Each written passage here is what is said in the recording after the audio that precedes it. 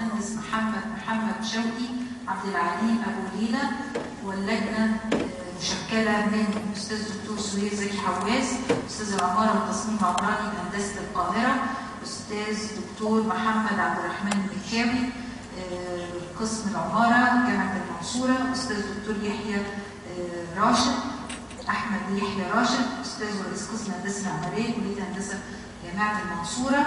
والرسالة بعنوان نحو منهجية مستدامة لتوثيق التراث العمراني بمصر، دراسة حاجة مدينة المنصورة.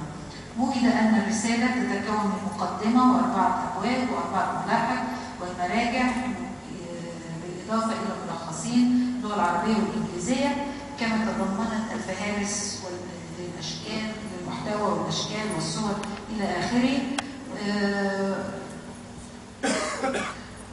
وبناء على المناقشة واجتماع اللجنة اليوم تم التوصية بناء على ما سبق أن الرسالة تعكس قدرة الباحث على التدقيق البحثي وإلمامه الشامل بموضوع الدراسة وارتكازه على المنهج العلمي السليم في التحليل والبحث واستخلاص النتائج.